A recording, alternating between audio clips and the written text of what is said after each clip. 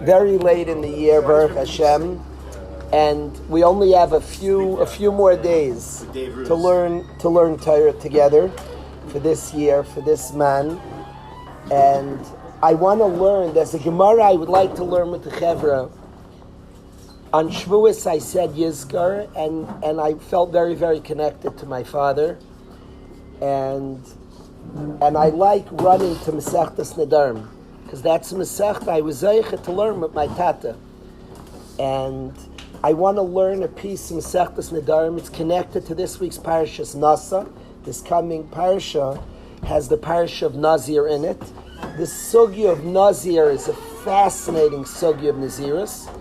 Very interesting person, the Nazir. A Nazir is Akiva, somebody who accepts Nazirus. Stam Nazirus is Shloshim Yom. Somebody accepts Nazirus, the Stam is 30 days.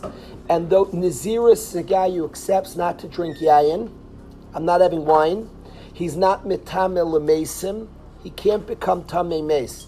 It's a certain separation from this world. Wow. The not being able to be tamei mes is a sign that he's at a very holy space, and it's a certain status. He's not drinking yayin, is a certain detachment from this world. I love that, Akiva. That's like so sophisticated, I promise. And these things are, why is yayin, like of all things, wine? That's so powerful. If you, by the way, in Machshava, what yayin is, how is yayin spelled? How do you spell yayin? How do you spell it? How do you spell it though? What?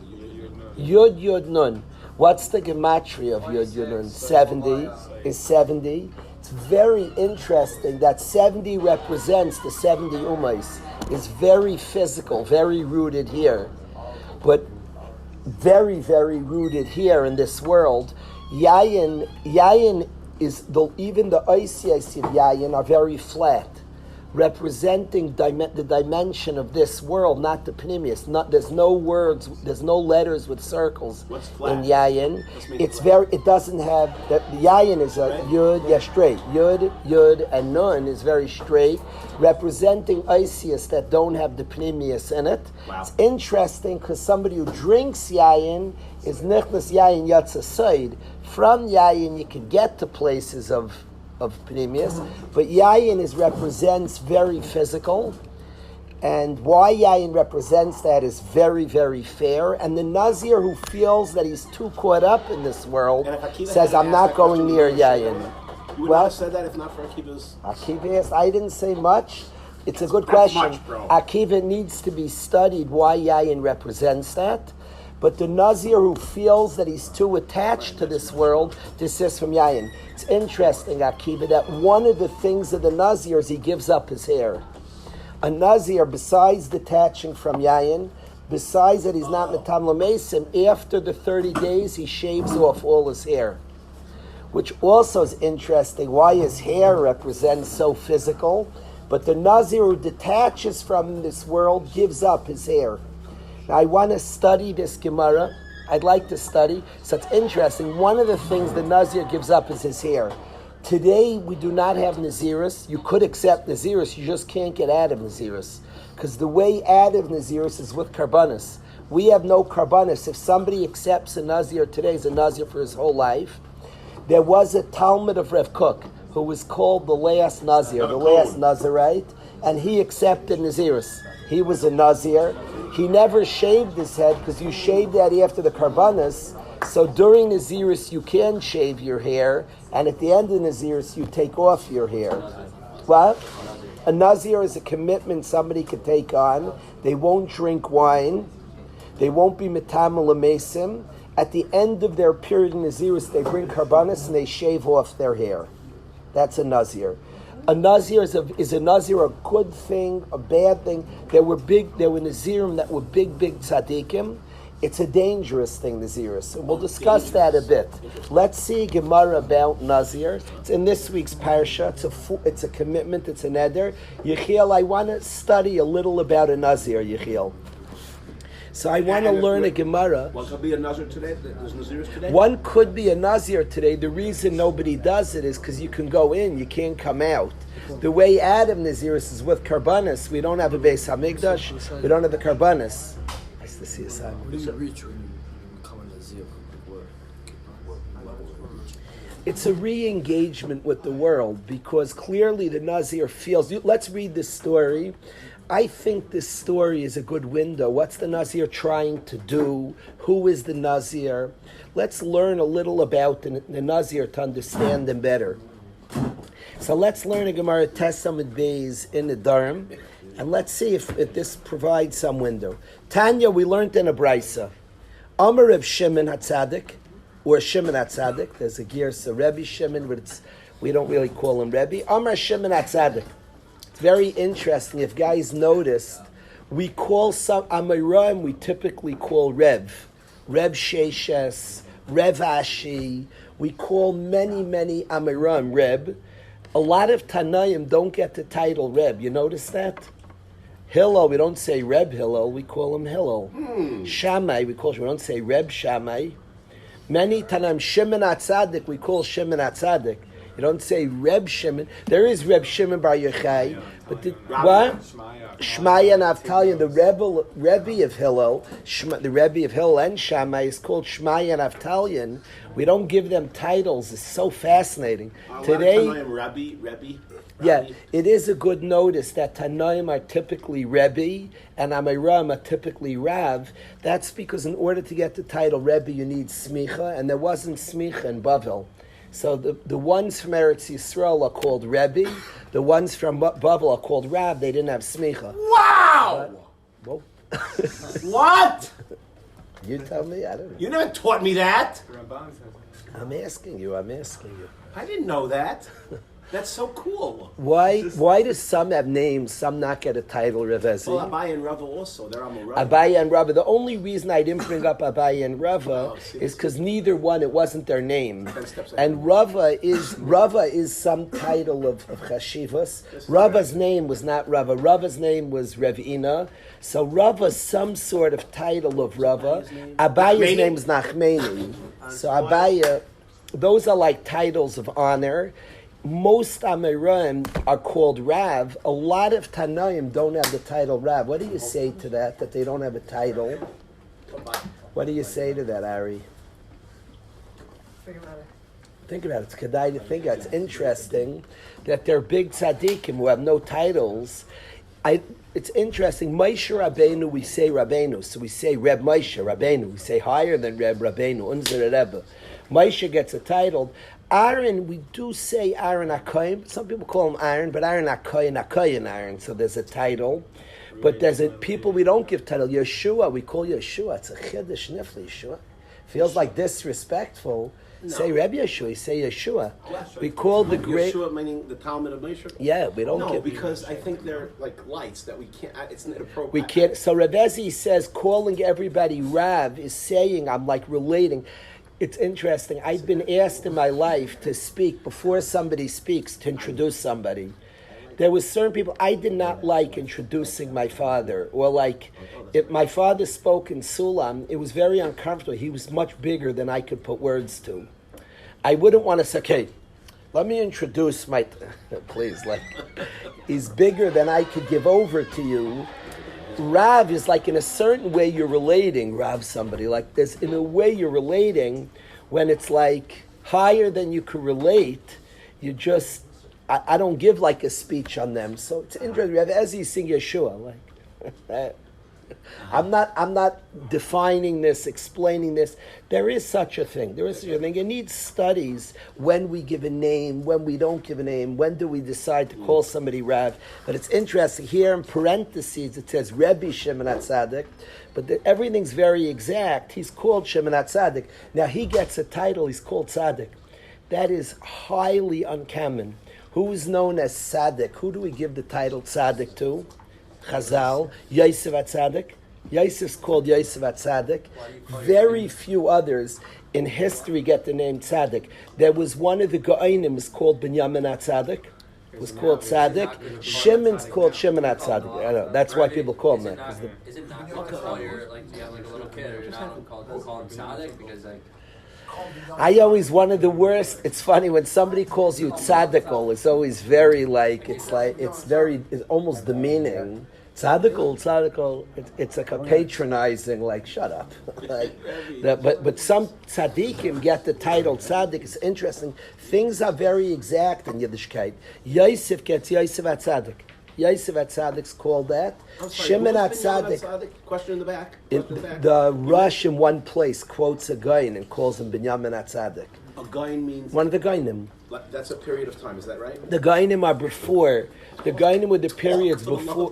What? Talk! I'm sorry. Before the Rishonim, there was a period of the Tzaddikim were called the Gainim. Rev Hai Gain, Rev Srira Gain was a period before the Rishonim of Gainim. And one of the Gainim was called Binyamin HaTzaddik, got the title Tzaddik. Now, what? The Rush, it seems this is what he was called. People called him. Now, it's a rare title that Klal Yisrael bestows. Shimon HaTzaddik earns the title Shimon HaTzaddik. One could study this. Why did he get the title Shimon HaTzaddik? And it's not patronized. We don't just throw it around. We call Yosef. You don't say Yehuda HaTzaddik. Yehuda is Yehuda. Shevet, Shimon is Shimon. Yosef gets Yosef HaTzaddik. Shimon gets Shimon HaTzaddik. These titles and the way we call our tzaddikim are very, very important.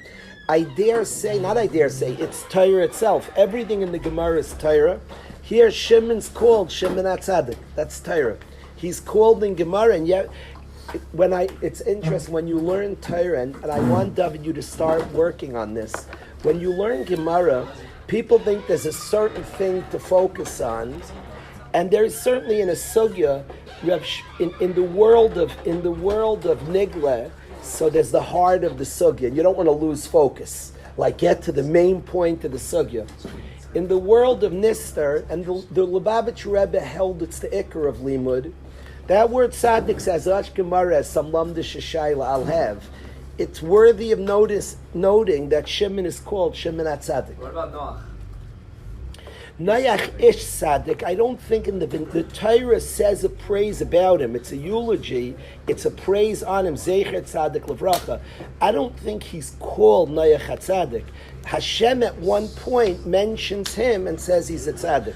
No tzaddikim don't quote Noach and say Noach HaTzaddik. Yosef, when we speak about Yosef, we say Yosef HaTzaddik. When we speak about Shimon, we say Shimon HaTzaddik. The Gemara, quoting Shimon, calls him Shimon HaTzaddik. So that's certainly where the Mishnah is also as well. Shimon HaTzaddik, or Mishiyari Knesset. So it says like this: Amar Shimon HaTzaddik. Shimon HaTzaddik says, Miyamai, my whole life, Lo yachalti asham nazir tamei. I would never eat. If a nazir would become tamei, when he became tamei, he had to bring karbanos. I would never eat from the karban ela achad one time. One time I considered this an exceptional nazir and unusual. Usually I would not eat from the korban of a nazir. That was a chumrah of Shimon HaTzaddik. He was worried the guy would regret his nazirus. The Rishonim explained, and as such he would not eat from the korban.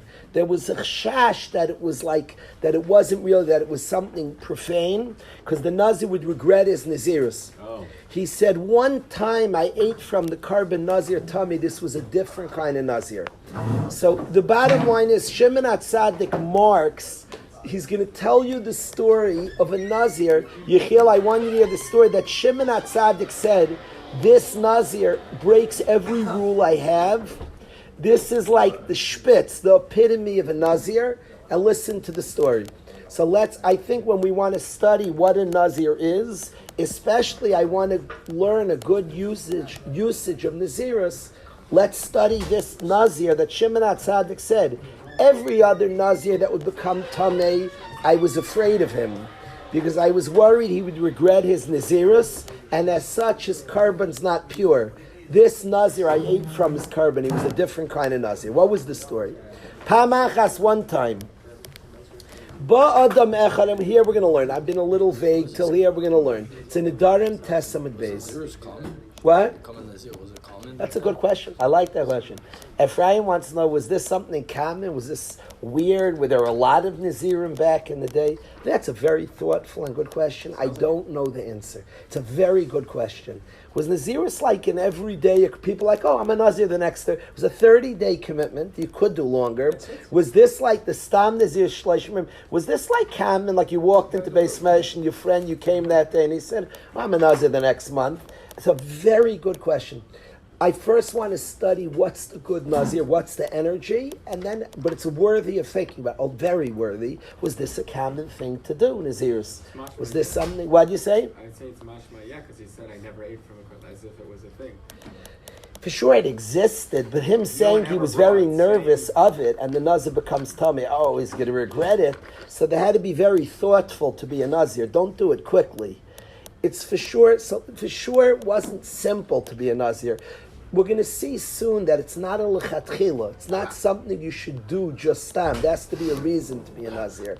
That's what I want to bring out from the story. So you ask how common. I think it's very important. A person who wanted to serve Hashem didn't just quickly become a Nazir. You'll see in the story. Let's read the story. Pamachas one time. Ba Adam Echad Nazir min Adarim. I like the guy was from Durham. I like the guy was from the south. But there was a Nazir who came to Shimon HaTzadik, Pamachas. There was one time a man came, he's a Nazir min Adarim. He's a Nazir from the south. V'ra'isiv, says Shimon HaTzadik, I saw this Nazir.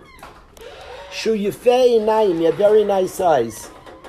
V'toivra, he had a good complexion, he was a good-looking fellow. V'kfutzaisav siduris leitaltalim, and his hair was very neatly braided. So this good-looking fellow, Toivra, he's physically good-looking, has a good complexion, Yefei Inayim, nice eyes, Kfutzaisav Siduris Leitaltalim. His hair is very neatly braided. So a Yid comes, Mamash, a good-looking Yid, comes to Shimon HaTzadik. Amarti Loi, the conversation is fascinating, and it really speaks to Ephraim's question. This Yid comes as a Nazir, Yechiel. What Shimon HaTzadik's response to a Nazir should be, whoa. You know, a guy's steiging, you don't put down somebody steiging, Yechiel. Somebody steiging, you stand up. There's an Inyan of kavod of a Talmud Chacham. One rises for a Talmud Chacham. Very interesting, Shimon HaTzadik's response to a Nazir. This good-looking fellow comes to Shimon HaTzadik, and Shimon HaTzadik sees this good-looking fellow, and he says to the Yid, he attacks a little bit. Amarti loy, I said to the Nazir, Amarti loy banai, my son. Mara Isa, that's interesting. I am moved that he said banai, my son. I'm very moved by that. Bini, I should say it right, Bini, my son. I'm very moved that he called him my son, that he spoke so nice. My son, Amiram didn't stand, you're talking about Shimon HaTzadik. Every word is measured. It says, Bini, my son. You met a guy. He said, Pamachas, a guy came. Men Adarim. Bini means there was ava, love, tremendous endearment. I think it's very important because Shimon HaTzadik's going to give him musar. And before you give somebody musar, if you don't love the person, be quiet. Don't say anything. You have nothing to teach. You don't love the person. You have nothing. Zero, but not fake. Not fake, not a nice trick. Before you give it, if you don't love the person, well, you have nothing to teach them. If you're not amazed, if you're not impressed by them, one of the Tzadikei Hadar, Reb Itchemeyer says, if somebody talks in shul, and you see a person, he's a talker, don't say a word. He said, go work on yourself. One of the Gdolei Hadar, and the Torah is mitzvah, says if a guy talks in shul and you turn around, you're like, whoop. This guy comes in, he talks. He said, don't give musar. He said, go on a walk and work on yourself. Ask yourself your insecurities. What are you insecure? Why are you so ashamed that somebody talks? You're just insecure, your own status, your own place in shul. You don't daven in a stark place. What's your deal? Go work on yourself. If you see a guy talking and you see, a Yid who came to shul, his mamish good looking. He's a good looking guy. Your mamish impressed him. And then, like a Yid in the middle of davening, you shouldn't talk in the middle of davening. A guy like you shouldn't talk. If that's what you feel, then you should share that with the Yid. Share that with the Yid. First of all, say Shalom Aleichem. Shimon HaTzadik has Musar to give this Nazir. What comes out first is B'ni, Mamish, a tremendous, tremendous Ava. And specifically, he's about to give Musar. It's not a trick. Before you give Musar, butter a guy up. Tricks don't work. It's expressing, it's telling us, and Chazal don't always tell us the whole story. Gemaras don't say every word that was said. Here, that what he saw is B'ni, Mamish, I love you. Wow. So Shimon HaTzadik felt a tremendous kirva to this person, and yet he gives him Musar, and he says to this Yid, Ma ra'isa lahashches esarcha. Mechatesi, you're cutting off your hair. Zehana, this pleasure. Amazing response to seeing a Nazir. If you see somebody learn Torah, you just respect, appreciate he's learning Torah. Beautiful. If you go to Makam Kaddish, you go to a holy space, somebody goes to say to daven by the Rebbe's kever and sees another Yid come, you're like, what? Impressive. You don't lecture him. He sees a Nazir whose commitment is to shave his head. Shimon HaTzadik gives him Musar. So we have to start. That's what we're going to study right now, Akiva. But I want to express that what Shimon HaTzadik's first response is Ma'araisa Mechatesi. We had a guy in Yeshiva, Akiva, had beautiful flaming red hair, beautiful, and he had a beautiful head of hair. When he got a haircut, the whole yeshiva was like upset. I remember we came in. It was like a shtickle taina. You didn't ask me. You didn't ask me. The whole yeshiva felt like a very big disappointment. I think the guy has to ask rishus from everybody. If Akiva would say, "I'm getting a buzz cut," I do have to go around the base mashkiva, person by person. Has such a nice head of hair. My father was Zeicha. He had a beautiful head of hair, and he was proud of it. Till you look at me, till the end, the Mamish had a beautiful, and he was proud of it. His hair went up and stood beautifully, upright. He had a beautiful head of hair, and was proud of it. A nice hair, beautiful. And it could be I live vicariously here. I like a guy is a good chup, a youngster. It's wonderful. It's wonderful. No, a person should be into their looks very much. Looks are very important. Very. No, don't listen to that. Shimon HaTzadik didn't say you're not supposed to be into his looks. He attacked the Nazir. He said, Ma'araisa. He said, Rabbi, I don't understand. What did you see? Lahashches esarch. He called it ashchasa. What do you destroy at the end of the Naziris? When is his Nazir? It doesn't say how long this Nazir was. Let's say it's 30 days. Stam Nazir is 30 days, or a person can make it for whatever time they want. Okay. At the end of the Naziris, they shave their head. And Shimon HaTzadik did not agree to that. He sees this Yid. He says, Ma ra'isa mechatesi. Lahashches esarch, to destroy your hair, zehana. It's a pleasure. Mechatesi. So there was no such thing as a Nazir La'ilam back then? There is such a thing. We have to analyze what a Nazir. So no, I'm just growing it. I'm taking. So Weistais, he understood he wasn't. It probably was uncommon. Yeah, it probably the assumption was, if Ezi is completely accurate, a Nazir forever does not. The only thing I could say is a Nazir forever can never shave. So could be the ashchasas both that you're not keeping your hair nice. A Nazir can never shave, so it could be even, it's a good question. He said, what did you see to destroy it? I'm assuming he means the shaving it off. It could be he meant that even while you're a Nazir, Meman of Shach, I don't know. But the assumption was, according to me, it's not a Nazir La'ilam. If you learn the Ashchasa wasn't shaving it off, then the Ashchasa is not. Didn't he come to bring the carbon? Not yet. Clearly, this year he said I ate from it. So, but it does. Yeah, I hear what you're telling me. I hear. It's funny because in the story it just says Pamachas Ba'adamecha Nazim and Adarim. Because that was the end. He describes how much he held of the guy. I don't know at this point. He's saying a story. I never ate from the carbonates except one time. Yeah, but Ruben, he's narrating. He's narrating. The guy has a sheep with him. I'm not sure. Maybe. You just put that in. Maybe. It didn't say that. In the story, it doesn't say it. I don't know. Perhaps. It's a good question. It's a fair question. Did he see the Ashchasa? Reuven Yonah is saying, Rav Ezi asked, he didn't see him destroyed, and if he's a Nazir forever, he's not going to shave. So Reuven Yonah says that he had already come with his animal, And it makes sense because it starts the story that this one, even though he became Tameh, ate from his carbon. So he came with his carbon. He told us the ending. But Right. Yeah, I'm a supik. that's not what it says. So you say, What? Good person. what do you say, right, Rez? What? That's the shayla. It sounds like to Shimon HaTzadik, but it doesn't say, did he come to the Beis HaMikdash? It doesn't say, Ba'ad Mechad Nazim and Adarm, did he come to the Mikdash to end it? So then that's the Ashchasa. Yeah. The bottom line is that Shimon HaTzadik asks him, Mara Isa, what did you see? My father would teach us often that when we enjoy the world, Hashem wants us to enjoy the world. My father would quote at the Yerushalmi at the end of the first parak of Kedushin, which says Hashem's going to take us to din on pleasures he made. Why didn't you enjoy? I made a world I wanted you to enjoy. My father would teach us, it's the end of the first parak, Daf Mem in Kedushin, the end of the first parak in the Yerushalmi. It says that Hashem is going to demand from us, I made nice things, why didn't you enjoy? I remember when my father, he liked Hashem's world a lot. He liked climbing mountains and observing. He loved water, and he would absorb and appreciate Hashem's world and feel the kindness of Hashem. He liked water specifically, liked mountains, liked the outdoors. He went with my mother, and this is somebody who used his time very intensely and didn't waste minutes. He went to see the Alps on one trip back from Eretz Yisrael, and he said to my mother that Hashem made the Alps. Hashem's going to ask me, you didn't go see my Alps? Hashem's going to want us to have pleasure, to enjoy His world, to enjoy what we eat.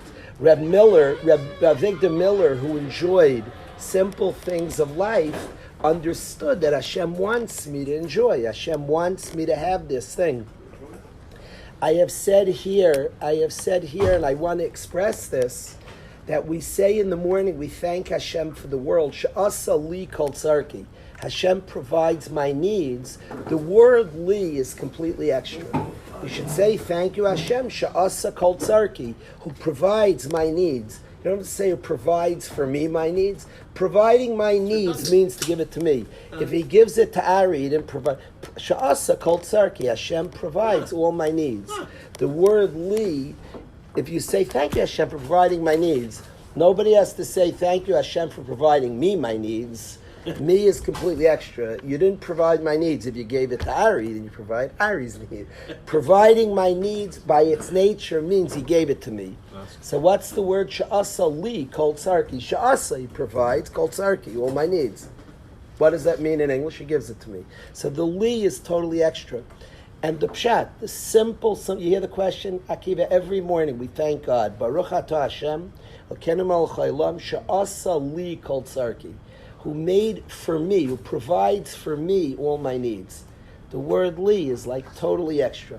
She'asa kol tzarki means he provides my needs. What does it mean to provide my needs? To give it to me. Some to say provides me all my needs. Provides my needs. She'asa kol tzarki. I think when you say provides me all my needs, why you say provides all my needs? Provide my needs means to give it to me. That's what it means in English. She'asa kol tzarki, provides all my needs. What she'asa li kol tzarki? So I think it's very important, and this is something like to live with this. Tzaddikim lived, Reb Miller lived this way, my father lived this way.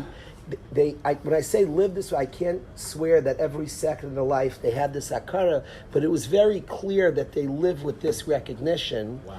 When we enjoy something, it wasn't like Hashem put it here. You go to lunch. Was the cook thinking about you? I don't know. The cook made lunch. He put out soup, and you enjoyed it. It was wonderful.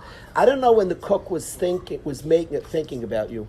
You'll see when you get married. It's the craziest thing. I promise you'll experience this.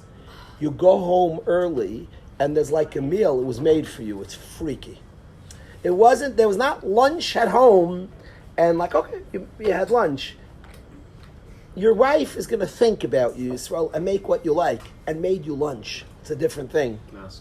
It's not you walked into a room, there was a lot of food and you partook. It was made for you, thought about you. Providing me my needs has the mashmais that it was intended for me. Hashem doesn't have, there's a good world and anybody takes. You could take too.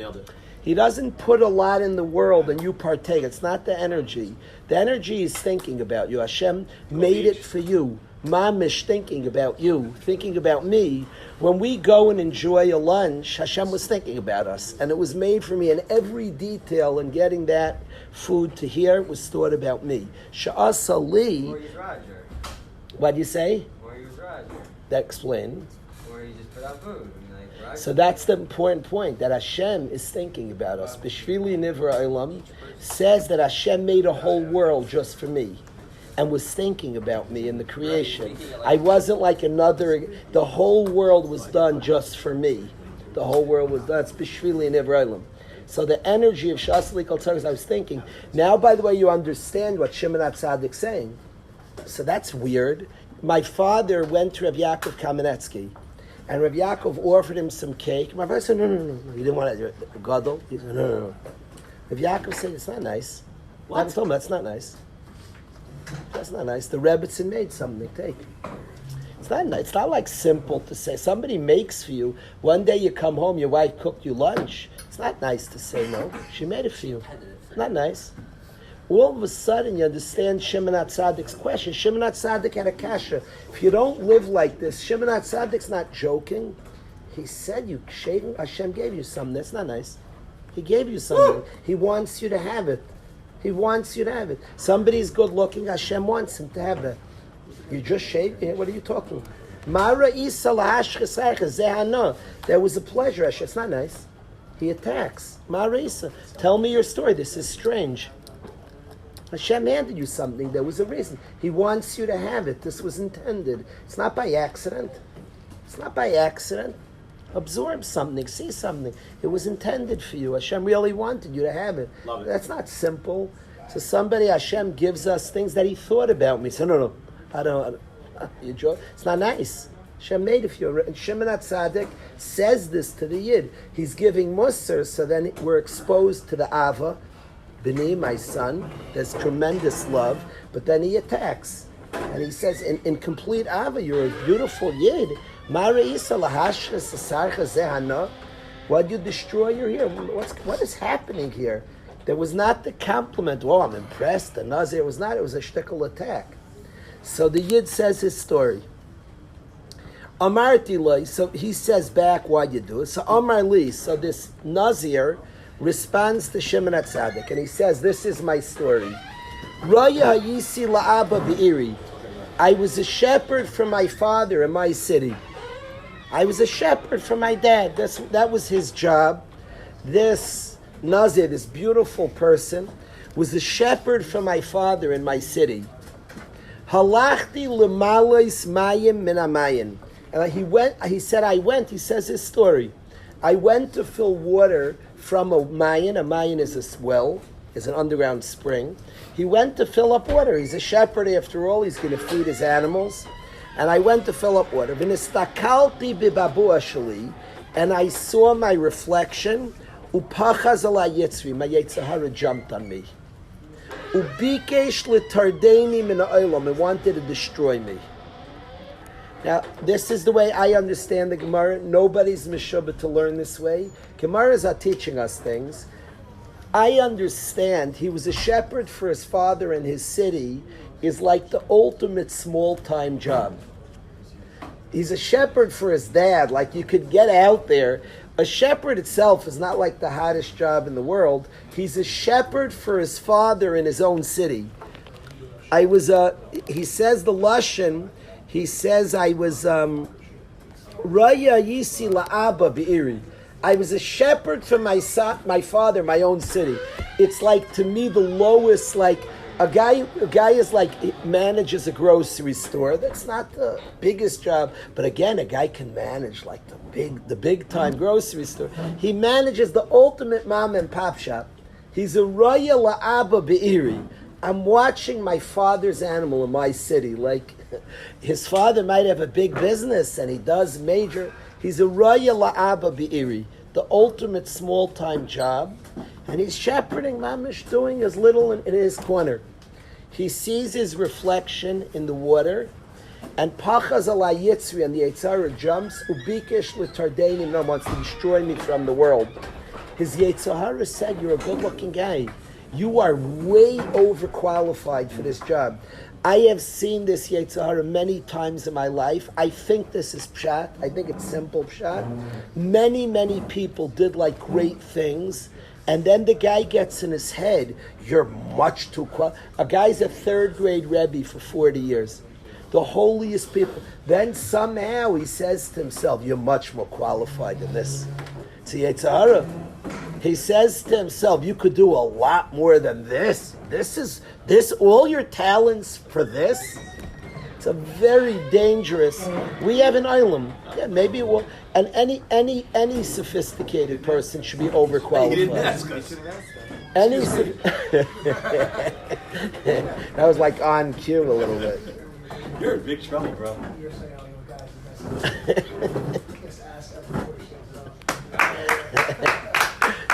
Elio, you like walked in on cue, Pasha, like that. Every big person, every person, every job. You want a guy, you want somebody, you want your third grade Rebbe. The best Rebbeim in the world could teach much more than they give over. That's like the Spitz Rebbe. I'm the most impressed when I see a Talmud Chacham teach only 30 or 20 or 10% of what he knows about a topic. That's a real Talmud Chacham. When somebody like throws in everything they know and they teach, that's typically a small person, insecure. The main thing they don't mean bad, doesn't passel, but maybe the main point of their sugya is to teach how big they are. That's not the best thing to teach. Teach Torah, don't teach how big you are. Teach Torah. Hashem's Torah. The best Rebbeim know a lot about a matter and teach a little about it. Well, who said you should teach everything you know? Are you teaching how big you are, or are you teaching Torah? And here, this person has like the small-time job, and he sees his reflection, and it's bikish l'tardenim and oilam, wants to destroy my world. Did you see yourself? You're like, you could make it to the bigs. You are much bigger than this. That's what this Nazir has a sense that his good looks and his beautiful hair. Remember, he's Toivrei. He's Yefei Nayim. His kvutzais of Siduris Leitaltalim. And when he sees who he is, he says, "You're meant for the big time. This, all you have for this." And he says he sees it as bikish l'tardenim in olam. You're destroying me from my world. I'm designed. I have a velt. I have something I'm supposed to do and a place I'm supposed to fill. I have something that I'm supposed to accomplish. It's interesting. There's a machlokes, the Ramban and Rashi. What the Avnei Meluim? The Avnei Meluim are called the Avnei Meluim, filler stones. Rashi holds the word Meluim is because they fill the hole in the place where they stand. That's what they call Meluim. The Ramban argues. The Ramban says it's ridiculous. That's what the Ramban says they're much bigger. They're the nicest stones in the world. They're not just meant to fill the hole. So the Ramban argues and says it's not Miluim means. The question is what Rashi is. And Klar and Rashi is, with all your beauty, the best thing is the spot you're filling. With all your, I once heard this from Yitzhak Rabinowitz. I found it in Svarim after, but the first person I heard say this is Yitzhak Rabinowitz to defend Rashi. They're called filler stones. With all their beauty, they have a role. They have a place. It's one of the most dangerous Yetzaras. Yetzer Hara is not a bad guy. We're all wonderful. But the sense of the Yetzer Hara tries to take a person away from his world. It's whenever thoughts try to, we have a beauty and we have tafkid and we have jobs, fill your role. Whenever you have voices, you're bigger than this, for this. It's a big thing you're doing. This guy's mamish feeding the sheep of his father. It's like the biggest, he's taking care of his father, taking care of the shepsels, the local, the Erie. Whenever there's that space, it's not accepting of his world. It's a big thing. People love pulling down. That's all you do? It's all? The guy does. People have grandiose ideas. I see people want to change the world. It comes from a good place. But the way we affect is mamish be nice to your wife. Mamish. Guy is good to his wife. Mamish, children too. The whole world, it's the biggest thing in the world. He's mamish nice to his neighbor. The whole world is created for that. Whenever they're like voice, that's it? Only that? He sees that as bikish l'tardeinim in olam, as a voice that's trying to remove, you're overqualified for this. All your milas are taka kedai for this. Your beauty, your strength, your amazingness. Big tzaddikim were melamed tanaikas, taught children. Big people taught young kids. Big tzaddikim. The one who comes to mind is coming to mind. Now there are many tzaddikim to point to. The PSS is coming to mind. The PSS was a Rebbe. He was called the Rebbe of children. He would give a lot of time. The Eish Kodesh. The PSS was busy teaching children. You read his Svarim, the Achsharis Avreichim. He was a Gaon. He was teaching children. He was there to children. It's a big thing. It's a big thing. I'm very, very moved. What? Right, you could have gone back earlier. I'm very moved. What did you say? Yeah. Oh, I'm very moved. Hashem. I'm always very moved that the chassid goes out of town. As long as a guy could do tons of things, and that time he's putting film on somebody. My father taught 11th grade. My father could have said shiurim for older, basically. This was his tafkid, and he taught Torah in clarity. What? Rabbi Chanan taught Mesifta. Very good. In Baranovich, he taught Mesifta. Patience is not. Rabbi Chanan, a Gaon b'Torah, a Gaon, was teaching high school. That's Raya La'aba Be'iri. He was teaching Torah in his city. I teach you, he was a Raya La'aba Be'iri, and he sees his reflection, and he feels it wanted to destroy him from his world. Amarti Loi. Says this Nazir, I said to him, it's interesting, he talks to his Yetzirah as a friend, as a foreigner. Russia. You Russia, lamata miska ba'ilum sheina shalcha. Why are you being a balgaiv in a world that's not yours? Stop being busy in a world that's not yours. He ends up saying in something that's very passing. What are you being misgah in a world that's not yours? You're going to end up being nothing. Now he's not saying that we become nothing. We have a world of nitzchias. He knows that. He's saying klapi, a world she'ena shalcha, there's no kiyum, there's no eternity for that. Klapi, that world, it's all fleeting and passing. A person embraces his world, it's forever. Our world, there's a line of Eilamecha Tir B'chayecha. We have our Welt is for all eternity. There's Nitzchias, here, you're busy in a world that's not yours. Ha'avodah, I swear, Sha'galcha L'Shamayim, I'm going to shave off my head for Hashem. So his reason for cutting off his hair, his reason for detachment, was something about, he had to re-engage the world in a healthier way. Something about his engagement was causing him to be busy with the Olam She'ena Shalcha, a world that wasn't his. He said, I'm swearing you for Hashem. And when Shimon HaTzadik heard this motivation, there was a temporary detachment from the world. The world's wonderful. A person could bring Kedusha when you engage our world. The things that are ours, for our purposes, for our Kiddush Shamayim, engage the world. When the engagement of the world is tired a person from the world, removes him from his Welt, he saw his good looks. Instead of saying, so I'm so qualified for the position I have, it was moving him to an Olam She'ena Shalcha. He said, I have to temporarily detach. I'll come back and find my world, but I have to detach. He swears to be Megaleach is here l'shamayim. Miyad, Shimon HaTzadik hears this motivation of the Nazir, that it's not to detach from the world, it's to detach from the world that's not his, and to bring him to a Olam Shalchaloi, to his world. Amadatir, I stood up in Ishkatav al Reisha, I kissed him on the head. Amarti lay, and says Shimon HaTzadik, I said to this Nazir, B'ni, my son, Kamoicha Yirbu Naizei Naziris B'Yisrael, like you there should be many Nazirim.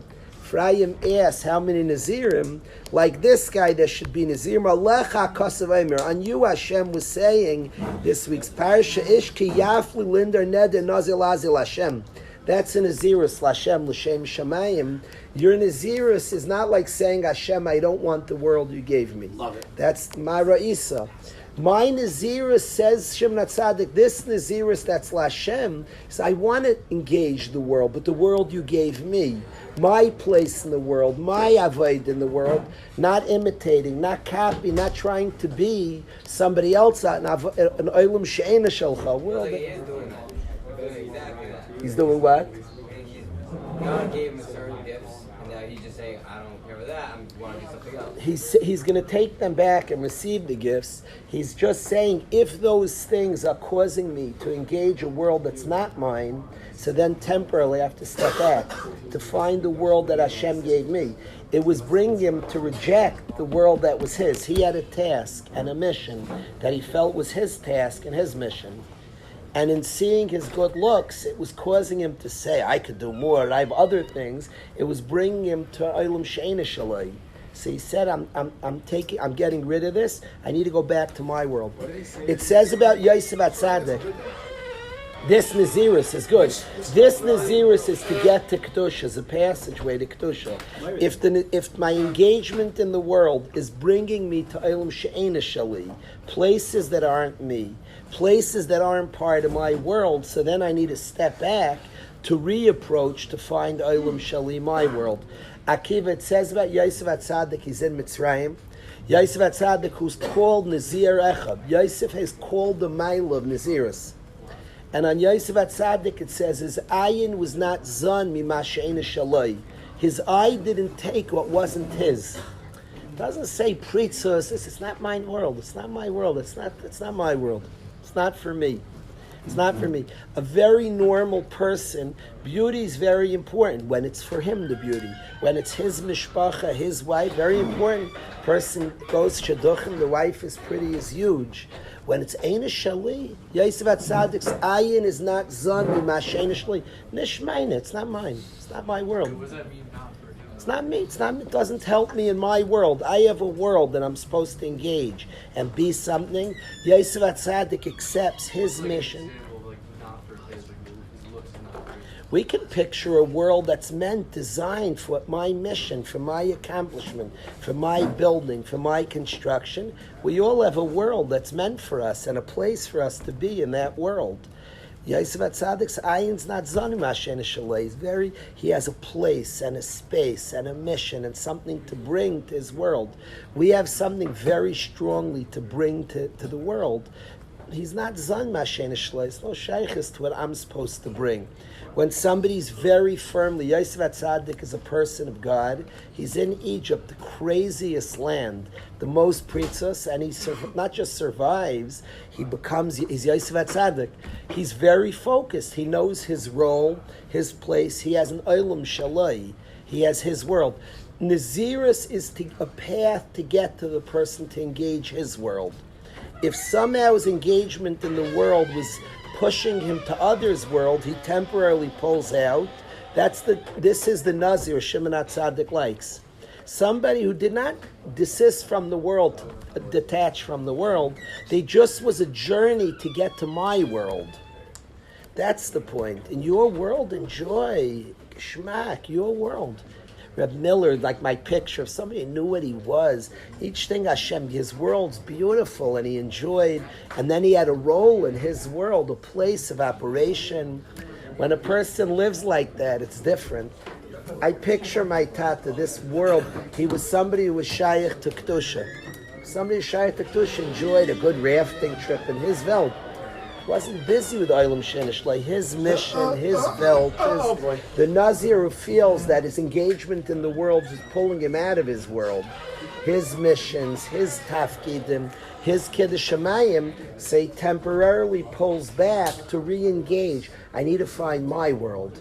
This Nazir, that's the exact story he brings out. And that Nazirus, that Shimon Atzadik kisses him on the head and says, Alecha kasavaymer, ish ki yafli lindar neder Nazir lahazil Hashem.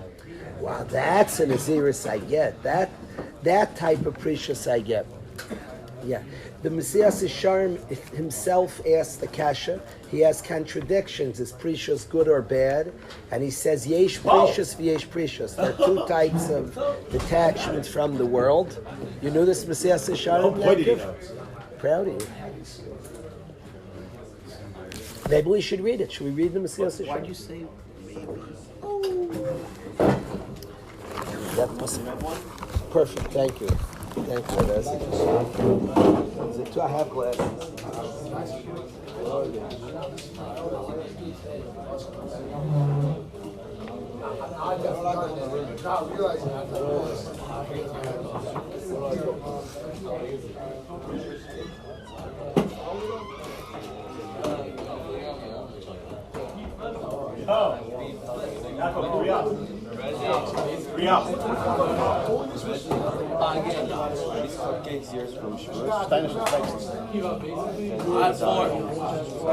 Yeah. It's not the melon, ich kenne mir die ganze Box. Ja. Ich gebe dir gekauft zu viel.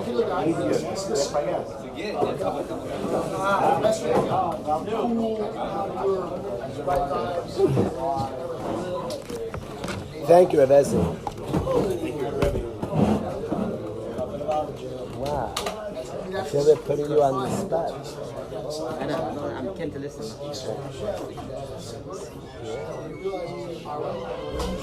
have a guitar, I'll give you a nigga. Oh, really? Do you play? You play something? Okay. Where is the guitar? Could you please bring it, Aryeh? It's not hanging. Usually I have one on me. I remember. Should I have 4 days? Maybe a ton. Jack is here. More nice to see you. Amazing place. Thank you.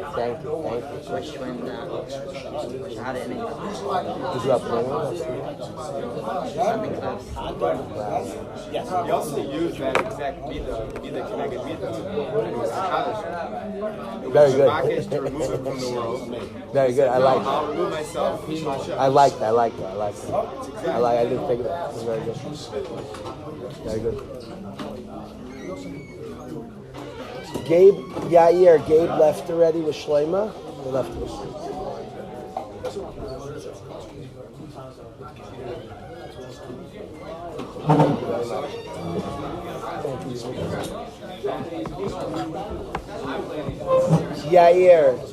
Yair Cohen. Normally, Chevra. For a second. Joshua, normally somebody comes, we're mechabed them, we're mechabed with song, the zemer, that's the kibbud. Here, I'm going to ask, Rabbi Portnoy has a yeshiva in Eretz Yisrael. There's somebody who learned here, is very connected to the yeshiva, Meimei Walmart, learned in yeshiva, and I'm close to him. Some of our chevra, Maish Greenwald, some of the chevra is very, very close to him. He told me a year ago about you and about the yeshiva. He was mishabech it greatly. So it's an honor to have a yid from Yerushalayim as a yeshiva. You could share Dvar Torah, a song. I feel they're putting you. Oh, you're singing first? Or you're playing first? You played If I knew how, I would, Akiva. If you teach me, Akiva. Maybe just hold it for the picture.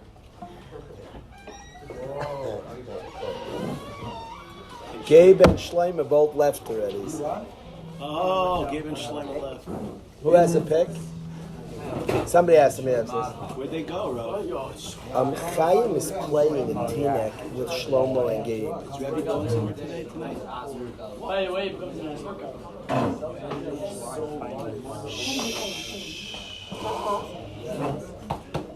So that when the Rav speaks, he's not macping whether or not there's little schmoozing going on in the back, which is a good inspiration to take back to the yeshiva. Keep it chill atmosphere. It's a pleasure to be here. Just telling the Rav, I wish that when I was in my teenage years I had something that let me be myself and explore what Yiddishkeit means to me. I have a Rebbe that I felt close to, none of which I have, so you should really, I'm sure you do already, but really treasure what you have to be able to be in a space that gives you the space to be yourself and grow yourself and find your own relationship with Hashem and His Torah. From England, excuse the accent. Don't never apologize. We apologize. And, England. guys are very lucky. I'll share We're in England. Manchester, unfortunately.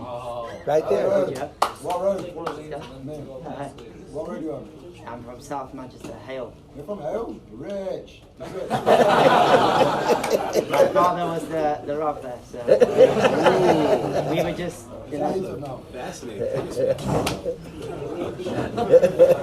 that means. Well, you say it straight, Lily, like that.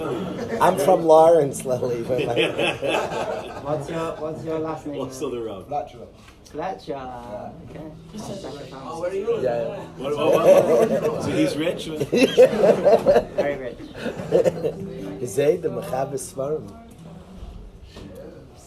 Lily. Nice. So we're actually blessed. The yeshiva is by David HaMelech in the old city. It's a big zuchus to be there. And I was sharing with the boys on Shavuos night. Which obviously, as you know, is the yard side of David HaMelech. On Shavuos. Oh yeah, that's what So you have 7 days to be mashlim the carbon. So still beginnes Shavuos. So I was sharing what I wanted to suggest was the connection between anyone else knows which of the yard sites we had on Shavuos. Rabbi Kalish, who was my Zaydi 10 generations back, big sukkos. Shout out. They both had the yard site on Shavuos, and I asked the boys, why do you think that Hashem made it? That in the same way Hashem does She'asali Kol Tzarki, everything's personal. He also takes a person's neshama back to Shemayim on a specific day, for that to give a certain coverage to that tzaddik. Rabbi Shimon, like Ba'imer, different yonahs.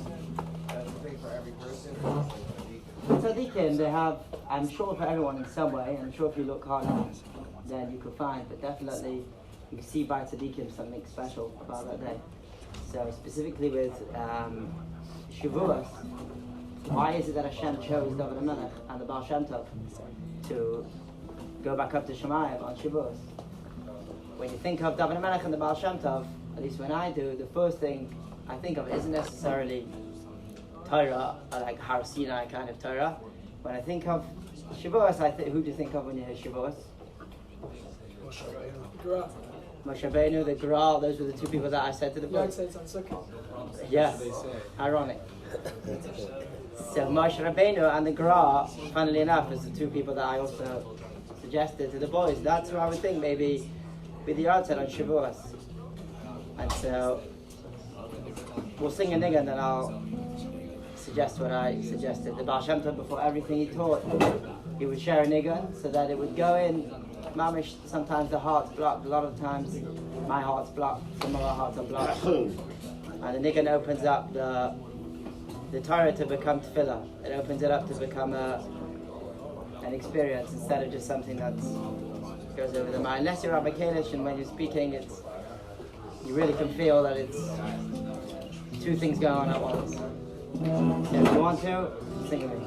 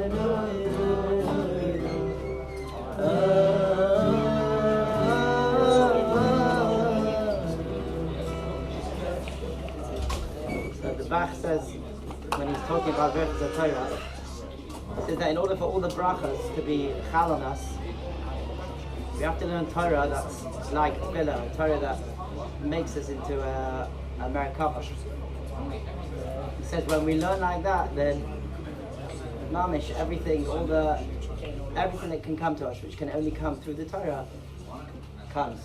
And I think that David HaMelech, who Tehillim itself is David's chelek of Torah, which is, I'm sure, spoken about a lot. It's this great fusion of Torah and Tefillah. And David HaMelech is the great tzaddik we see dancing with the Torah. We don't see David HaMelech Pirush on Shas. We don't see David HaMelech's Pirush on Chumash. There are occasionally times where I've seen from Rabbi Kalish that we paskin like David HaMelech.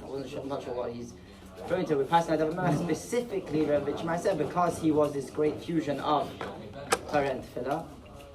And the Baal Shem Tov also didn't have so much written Torah, but we see the famous story of the Baal Shem Tov when the Mezritcher Maggid, who was an opposing Chassidus strongly, his wife, when he was very sick, was telling him, you've got to go to the Baal Shem Tov because he's the tzaddik who could heal you. And he was mamish getting like worse and worse and worse until it looked like it was getting to the end of the Mezritcher Maggid's life. And his wife said, like, get out of here, go to the Baal Shem Tov. I know it's like hard, but you're towards the end of your life. Who knows, like, if you're going to make it. So he went to the Baal Shem Tov, basically, to test the Baal Shem Tov. The Baal Shem Tov knew he was there. He kind of delayed himself and wanted to give the Mezritcher Maggid, time to really decide that he wanted to be there. When he actually met the Mezritcher Maggid, he told the Maggid, can you start teaching Torah? I'd love to hear some Torah from you. The Mezritcher Maggid opened the Eitz Chaim. He started reading from the Eitz Chaim. And as soon as he started saying the first few words, the Baal Shem Tov said, like, stop. And the Baal Shem Tov said, sit down.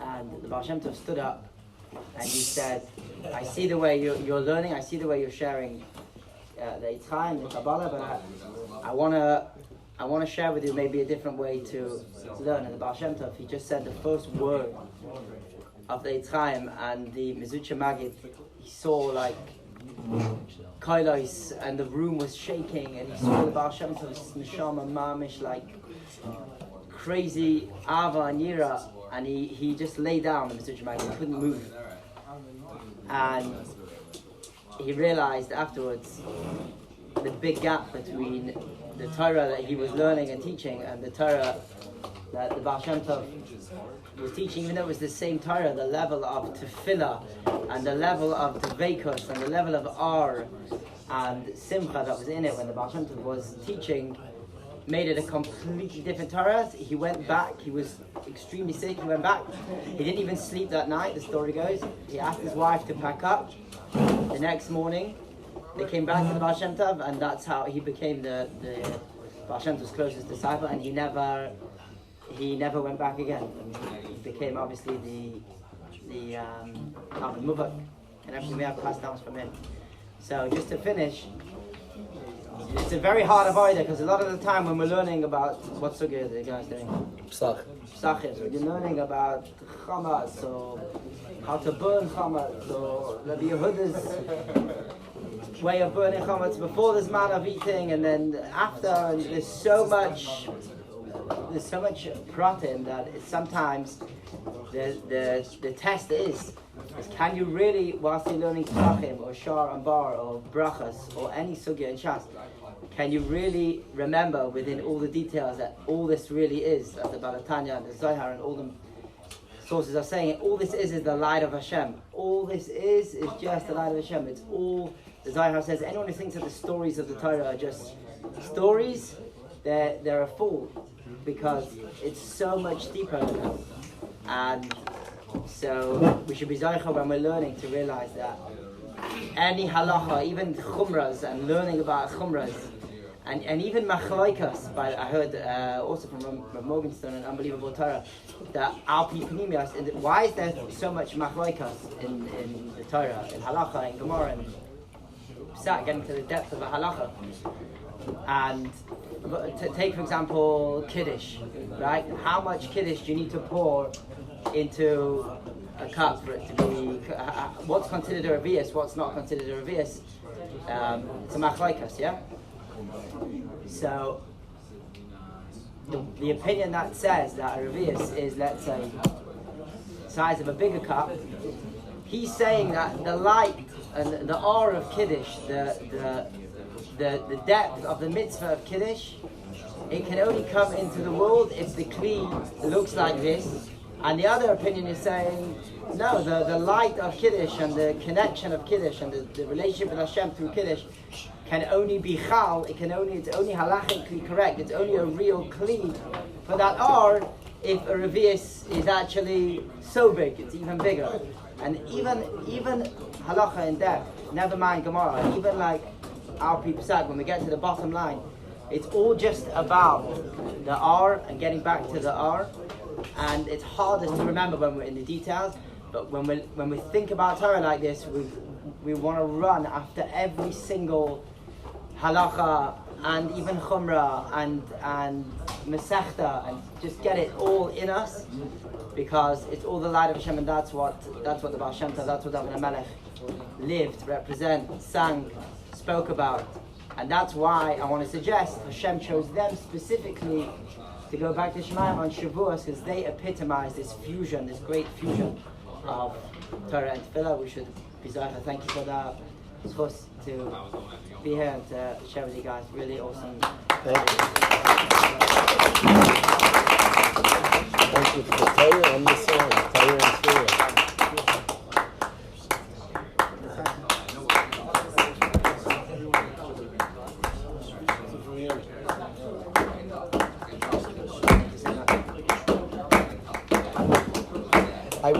I wanna first of all thank you for the kind words, the Divrei Torah, for the Baal Shem's Niggin. I want to tell the Chevra that the last 2.5 weeks, each afternoon we get to learn Torah together. There's a lot of things I want to share. I'm not ready. I'm totally not ready for the Chevra to leave yet. And the things, Akiva, before you leave, before Aviad leaves, there's a lot I want to share with you yet. I want to express, and Bedavka, he's not here, David Block's not in the room. I want to express how the satisfaction in a place of superficials, so it's harder to see the accomplishments. In a place of superficial, it's easy to mark. Look, this guy completed this Seder Alimudim. He got on his final grade, he got this score. It's a very pneumistic place here. And it's harder to point to the successes, to the things that are accomplished. Relationships are the inner world, how a guy connects to things and relates to things. And the inner world is harder to keep score of and to grade and mark. Every single yeshiva in the world, every business in the world has to grade itself. You're silly not to. If you have any company, my wife, Baruch Hashem, started a business. Any healthy business has to ask itself and often mark itself and grade itself to do better and perform better. And a yeshiva has to grade itself, but it's very complicated. People ask me, what's a success rate in Waterbury? Let's say a guy is learning 24/7 and there's kas and other things, and the way he relates to Torah and a tefillah and everything is in a way that's not the way to relate to things, so that might not be a success. And somebody else, his performance and external, it's harder to rate a pneumistic world. It can't be an excuse not to rate, because otherwise you're not asking, are we reaching? So you have to have your own system. It's a very complex system, but it has to be. It has to be, because any intelligent person, and you can't just say pnimis. The word process could be the stupidest word. Process, we were successful. That's ridiculous. Who said somebody's moving in the process? So it's complicated. Why is it important to rate? Why can't you just be confident you're doing the right thing? But you have to ask, could we do something better? If you're in an environment of people being there, I think it's the only thing to do. Any home, Josh, in your own home, there has to be something to ask, could we improve how we're doing things? I think that's an important. I'm not looking to force this. I'm wondering on just what Rebbe's saying, like the rate the success. Like, is that important as much that if we're doing things wrong, we could work on those. But it's not about how much success is. For sure. I know what you're saying. I want to express this, Josh. You'll see one day with your own children. There's this balance of not you show up. You don't like go to people around you. Am I doing well? Because that's like, but it's also important, and it is Hashem made the world. How people are relating to you is instructive to you. So if your roommates are not growing because of you, there's what to learn. Now it's complicated because you shouldn't measure yourself only in terms, but there's a space to see what you're doing, how it's coming out. There's a space, but I get the dangers. It's a sugya. I think we're talking on the same page, but it's not I think there has to be some form of checking this out. I want to express that I went on a walk with David. I'm not giving away like deep secrets. I just want to express, he described to me Shabbos at home. He described to me Rabbi Russ after, he's a Talmud of Rabbi Russ. He blew me away. I spoke to him today.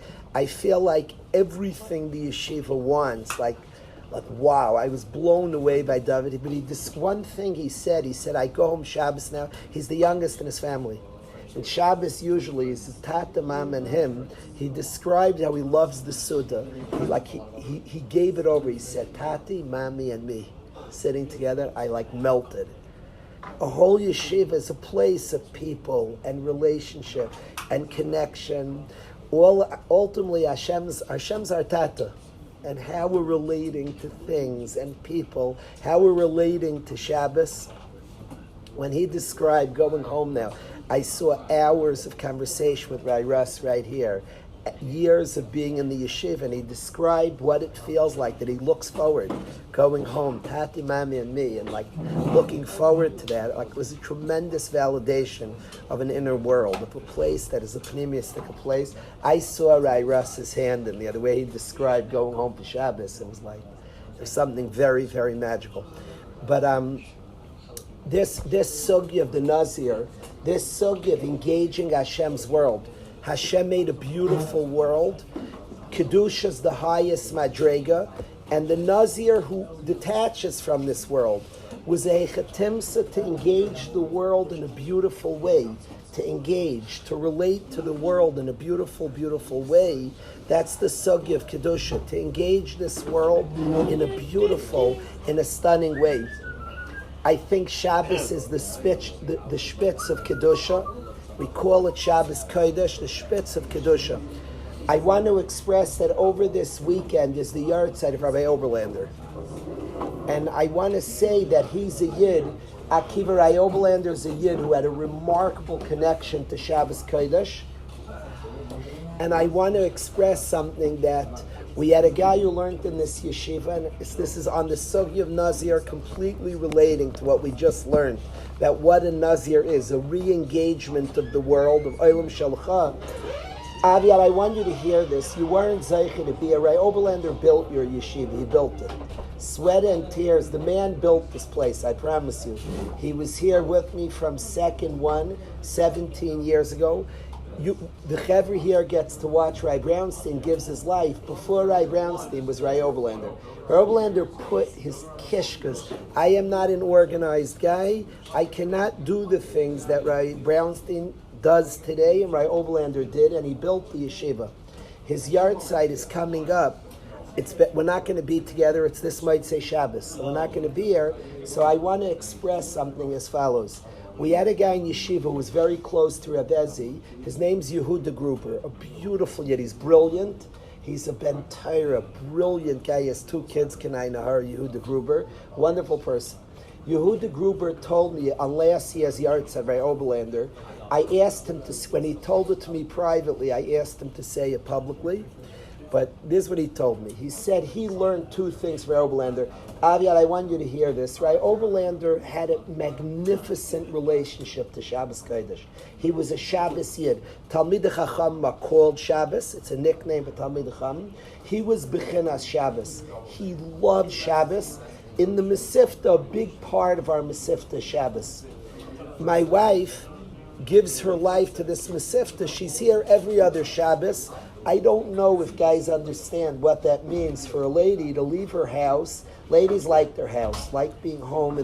My wife comes here every other Shabbos because she's makir. We could send the guys home. We could send more off Shabbos. We could do it.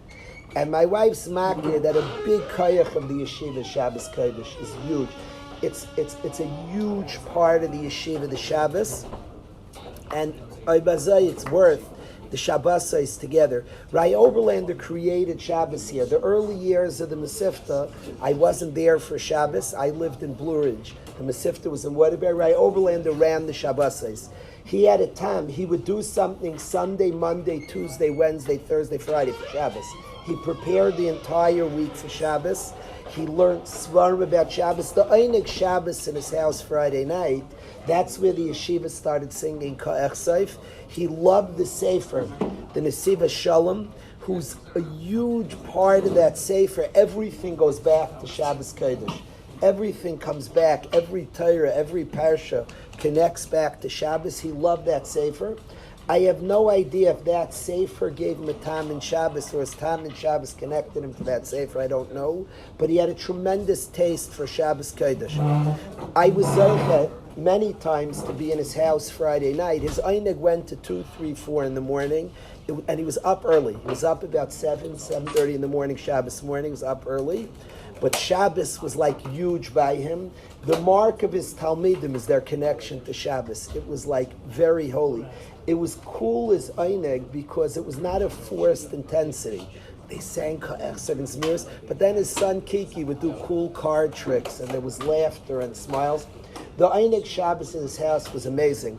It's no shock, the last many months of his life, he wasn't of full mind, and he would ask often, is Shabbos coming? The last few weeks of his life, he thought it was Shabbos every day.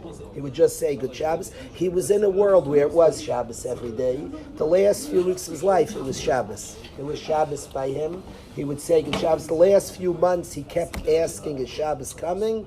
Then Shabbos came. The last few weeks, he was just holding in Shabbos. He thought it was Shabbos every day. Rai Oberlander brought, so Yehuda Gruber said the following brilliant observation. He said Rai Oberlander brought us Shabbos, the holiness of Shabbos, the specialness of Shabbos. He said the second thing he brought to my life, he said, is he cared a nice pair of shoes was like important to him. A good cup of coffee. He liked like a good coffee. Not just coffee, it should be a good cup of coffee. He liked nice things.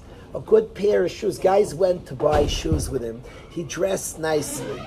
So Yehuda Gruber said, he said, he's a brilliant guy, Yehuda. Said two things. I got my overleather. He loves Shabbos and the value of a nice thing. He said, it took me a long time to absorb. It's one sugya. The sugya of Shabbos Kodesh. The sugya of Shabbos Kodesh is that there's the world's meant for a connection to Hashem. It's the sugya of Shabbos Kodesh. The whole topic of Kedusha, that one could live a life connection to Hashem. In such a world, a cup of coffee matters a lot. A nice cup. I love Akiva's coffee on Shabbos Kodesh that he makes. I'm not a coffee guy. Akiva works hard. Akiva works hard. I can't enjoy it so much. It's like very strong. I make a cup every week for my wife because I just appreciate that Akiva works hard and he makes Lekavet Shabbos coffee. I like that he works hard Shalashuddis and makes those fish platters, and he figured out, look, we need something Shalashuddis should be sublime. And things that matter, the world matters. We're not people that things don't matter. That's Bechinas Kedusha, that's Bechinas Shabbos. That's Mamish, bringing Shabbos into things matter. He started chapping the nice shoes. The Rai Oberlander taught him not as batless to the world, Kedusha. That's a mitzias of Shabbos. In a world of service, a guy comes and has a nice coffee. A guy goes and two people go and buy a nice pair of shoes that the Talmud Chacham looks nice and has a nice shoes. That's a sugi of engagement in this world in a way of Kedusha. That's the Nazir that Shimon HaTzadik kisses on the head. Stam, you're detaching from this world. Mara Isa, what are you doing? Oh, it's your Hechatimsa to engage Olam Shalcha, your world. Things that are in your world. I think of Reb Miller, the way he engaged the world in a beautiful way. Reb Miller every day, Aviad, at 3 o'clock had an apple. It was like, what? In the afternoon. But he ate it in a way, his grandson hid under his desk. He was talking to Hashem. He said, Hashem, the apple you made me, it tastes so good. And it's crunchy. And he was like talking to Hashem, your mamish did it for me. And he was like absorbing Sha'asali Kol Tzarki. He enjoyed this world in a beautiful way, Reb Miller. In a way of like feeling taken care of by Hashem. That's mamish kedusha. Mamish kedusha. Feeling taken care of, feeling connection to Hashem. Then shoes are meaningful. Yehuda Gruber chapped that the same person who understood Shabbos Kodesh, person serving in front of Hashem, physical world, a nice cup of coffee, like means something. That's a world of Shabbos, a world of Kedusha, a world of my world. I have a space of operation to connect. I saw my father's tennis games, Kedusha. My father, who was alive to learn, to teach Torah, to live Torah, his tennis game was holy, was Kedusha. And this Ray Oberlander who gave us Shabbos Kodesh, who brought that to the Masifta, and the appreciation of nice things, a nice pair of shoes, that it matters. He said, I chapped, it was one and the same, Kedusha, one and the same. Yehuda Gruber expressed, and I thought he was on to something, he's right. Little things like, but things that were his thing, Ray Oberlander. He had his office, he had the cutest little toys in his office, and things mattered. He had like cute little toys he would get. I never had an office in my life, Baruch Hashem. It's not my style, but Ray Oberlander had an office, and I would like borrow. I would go in there. I was called to the principal's office more than he'd call me in. What are we doing about this and that? So I was called, and he had the cutest toys in his office. You remember his office? The things that was so cute. Do you remember the skit where they made fun of him? For what things? No, they called him Boaz McCann. I don't. I remember his skit. I don't remember what they. They called him. Oh, Leonard, we need to do a meeting. He's playing with his Getchko. Right. Very busy right now. He had all little toys and stuff. Things were significant. In a world of service of Hashem, a nice pair of shoes matter, and a nice things like matter, Ephraim, in context. I think that's the sugya of the Nazir. The sugya of the Nazir who detaches as a way of finding Olam Shalai, his world. And the detachment is if the world brings you to Olam Sheina Shalai. Hakena Taiva Kavim Maitzian Asadam in Olam removes the person from his world, his things, his place. It removes the person, and that the Nazir detaches in order to reattach. He says, "Kamaycha yir bu nazir naziris b'Yisrael." Like you, there should be nazirim. Your naziris is not a way to detach from kedusha; it's to bring to kedusha, to attach in a beautiful way. So I like the sugi of the nazir. I wanted to speak about Ray Oberlander. I wanted to describe that speaking to David today, I feel like a journey towards kedusha, an engagement. Sitting at a Shabbos Suda, Tata Mama and himself, is an engagement of his world. My father, everything in the yeshiva is constructed. A guy could sit at his Shabbos table, and mamish, in my world, embracing and engaging my world. So that's what I wanted to share with the Chevra today. I feel like it's a Gemara I learned with my father, but I can't say my father said pshat like this in this Gemara. I could say my father lived this pshat. I learned this pshat from my father, through my father, and I'm always thankful. It's one of my favorite Gemaras in Shas, because I feel like this was a teaching that I absorbed from him, from somebody who was engaged in the world, in his world, very engaged in a beautiful way. So I wanted to share this with you, Aaron. We'll have a couple of more weeks to learn Torah Be'ezus Hashem. I will announce tomorrow night we're doing a Leil Shishi Be'ezus Hashem in Muncie. We'll announce some details for that. Yashikaya Chaver. I didn't get it. Yeah.